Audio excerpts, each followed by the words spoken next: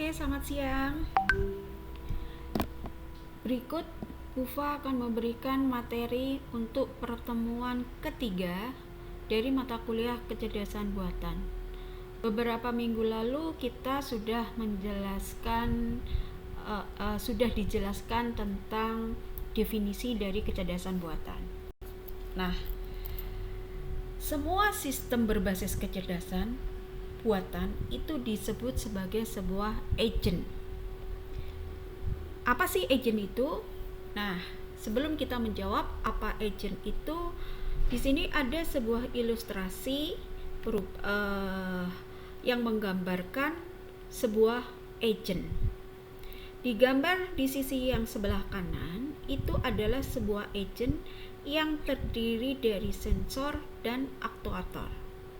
Nah, yang sedang dia hadapi itu adalah environment atau lingkungan. Nah, kita sekarang akan membahas nih satu persatu.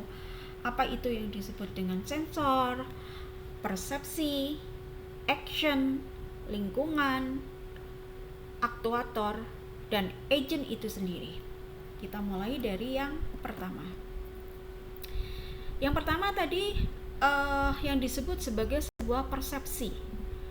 Jadi, suatu agent ketika dia menangkap sebuah informasi yang dia lihat berdasarkan sensornya, atau yang dia rasakan, atau yang dia raba melalui sensornya terhadap lingkungannya, itu merupakan suatu proses merubah sesuatu dari lingkungan ke dalam indranya. Itulah yang disebut sebagai persepsi. Jadi misal nih kayak kalian, ketika kalian melihat suatu kejadian melalui panca indera kalian, dan yang kalian lihat itu ditangkap oleh mata kalian terus masuk ke dalam memori kalian melalui dengan otak kalian bekerja, itu pasti akan memberikan sebuah persepsi. Nah, persepsi itu seperti itu.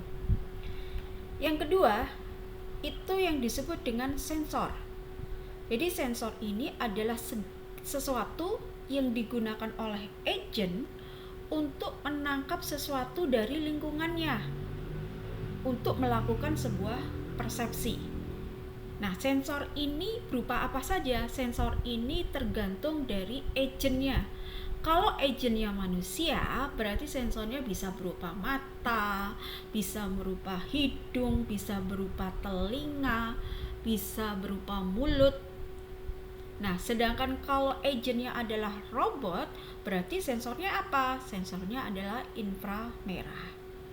Kalau agentnya dia berupa sebuah aplikasi, berarti sensornya apa? Sensornya bisa keyboard, bisa mouse, atau mungkin bisa sebuah inframerah juga. Itu yang disebut sebagai sensor. Nah, yang berikutnya. Nah, agent sendiri itu apa? Agent sendiri adalah sesuatu yang melakukan interaksi terhadap lingkungan. Itu disebut sebagai agent. Makanya sistem berbasis kecerdasan itu disebut sebagai agent. Kenapa? Karena sistem itu bisa berinteraksi dengan lingkungannya. Yang berikutnya yang disebut sebagai action. Action itu apa? Action itu adalah sesuatu yang akan dilakukan oleh agent dengan melakukan dan merubah lingkungan. Jadi action itu dilakukan oleh agent terhadap lingkungannya. Melalui apa? Melalui aktuator. Nah, sedangkan aktuator itu apa? Aktuator itu adalah bagian dari agent yang dapat dilihat dan yang akan melakukan action. Contoh aktuator apa? Kalau agentnya manusia, berarti aktuatornya bisa kaki, bisa tangan. Kalau kalau agentnya robot, berarti aktuatornya siapa? Aktuatornya ya bisa tangan dari robot, bisa kaki dari robot. Kalau aplikasi, Aktuatornya apa? Aktuatornya itu adalah layar monitor yang untuk menampilkan output berdasarkan dari input yang dia peroleh. Sampai di sini bisa dipahami ya, yang disebut dengan persepsi, yang disebut dengan sensor, yang disebut dengan agent, dengan action, dengan aktuator. Nah, itu adalah bagian dari sebuah sistem agent. Nah, karena kita membahas tentang kecerdasan buatan, berarti agent yang kita maksud itu adalah agent cerdas. Bagaimana sih konsep agent cerdas? Jadi konsep dari agent cerdas ini adalah segala sesuatu yang dapat dipandang sebagai sebuah entitas pada suatu lingkungan yang mengamati melalui alat sensor dan bertindak melalui aktuator. Nah, agent itu menerima sebuah persepsi melalui sensor dari lingkungan. Keseluruhan persepsi yang diterima agent pada suatu selang waktu disebut sebagai persepsi sekuen. Sampai di sini paham apa yang disebut sebagai agent cerdas? Bisa dimengerti ya? Oke, nanti kalian ketika ada pertanyaan bisa bertanya lewat grup WA atau bisa langsung lewat di channel YouTube. Oke, yang berikutnya kita akan membahas tentang sifat dari agent. Jadi sifat dari agent ini ada 3. Yang pertama adalah sifatnya adalah rasional, autonomi, dan reactivity. Agent rasional tuh agent yang bagaimana? Jadi agent rasional itu adalah sebuah agent yang dapat melakukan sebuah tindakan mau benar atau salah dan dapat dilakukan untuk memaksimalkan ukuran performanya. Oke, itu yang disebut sebagai agent rasional. Nah, kalau sifat agent autonomi apa? Jadi agent autonomi itu adalah suatu agent yang dapat melakukan tindakan, ingat ya, memodifikasi persepsi masa depan dengan pengalaman yang dimiliki sehingga memperoleh informasi yang berguna untuk beradaptasi. Jadi kalau autonomi ini lebih menitik beratkan pada modifikasi persepsi. Oke. Nah, yang berikutnya itu yang sifat agent reactivity, yaitu menggabungkan pengetahuan yang dimiliki dengan pengetahuan yang didapat dari lingkungan. Jadi sifatnya adalah fleksibel, tergantung dari pengetahuan yang ada dan pengetahuan yang dia hadapi saat itu. Jadi sifat agent ada 3, rasional, autonomi, dan reactivity. Oke, yang berikutnya karena tadi agent itu adalah melakukan sebuah tindakan terhadap lingkungan. Jadi apa sih sebenarnya lingkungan itu? Jadi lingkungan itu adalah segala sesuatu yang ada di sekitar sistem dan mempengaruhi kinerja agent. Oke, jadi sesuatu yang ada di sekitar sistem. Misal nih, manusia, agent manusia.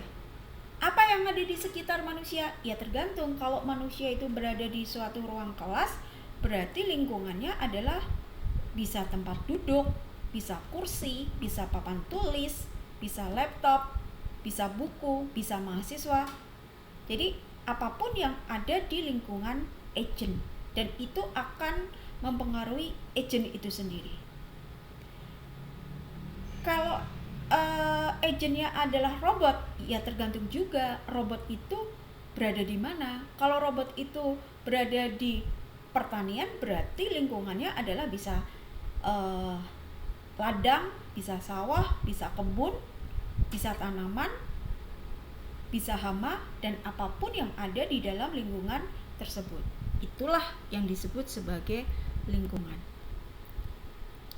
Nah, sedangkan lingkungan sendiri itu memiliki tugas. Apa tugas dari lingkungan? Tugas dari lingkungan ini biasa disingkat dengan nama PAS. P-nya apa? Performance measure. Yang kedua, E-nya adalah environment. A-nya adalah actuators, dan S-nya adalah sensor. Nah, apa toh ini? Nah, kita akan bahas. Bufa kasih contoh nih. Misal contoh tugas lingkungan tadi. Tugas lingkungan tadi kan disebut sebagai PAS ya. Dan tadi sifat agent itu kan tadi ada 3.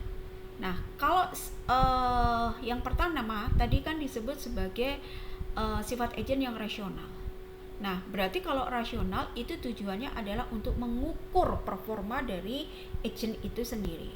Nah, misal di sini contohnya adalah mengukur kinerja dari agent vacuum cleaner. Nah,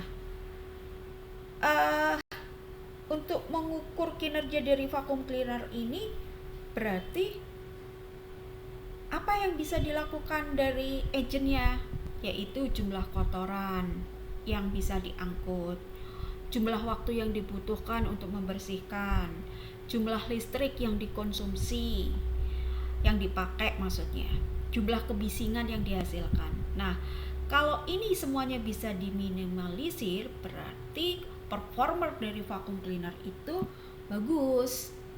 Kan seperti itu. Oke, bisa dipahami ya. Nah, Bufa kasih contoh lagi. Misal agentnya adalah sebuah aplikasi, sebuah perangkat lunak, di mana perangkat lunak ini digunakan untuk mendiagnosa medis. Nah, ukuran kinerjanya siapa? Ukuran kinerjanya ya mungkin pasien sehat, meminimalkan biaya, terus tuntutan hukum karena tidak dianggap sebagai malpraktek dan lain sebagainya. Nah, lingkungan dari agent ini siapa? Ya pihak rumah sakitnya, ya dokternya, ya pasiennya, ya perawatnya. Nah, itu adalah lingkungan dari sistem diagnosa medis tersebut. Nah, aktuatornya apa? Karena dia berupa sebuah aplikasi, berarti di sini aktuatornya adalah tampilan layar. Berupa apa? Mungkin berupa pertanyaan-pertanyaan. Mungkin bisa berupa pretest, atau mungkin berupa rujukan dan lain sebagainya. Nah, sensornya apa? Sensornya itu ya bisa mouse, bisa keyboard, bisa alat scanner, bisa foto, bisa jawaban dari pasien dan lain sebagainya. Nah, ini contoh tugas lingkungan. Tadi yang pertama Bufa kasih contoh adalah vacuum cleaner, yang kedua adalah sistem diagnosa medis. Nah,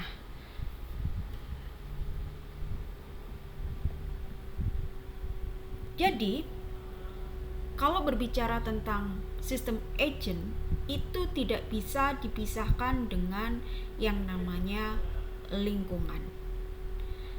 Nah, minggu depan kita akan membahas tentang macam-macam lingkungan. Nah, di sini ada 6 macam lingkungan yang akan kita bahas minggu depan. Oke, sampai di sini dulu pembahasan kita tentang sistem agent.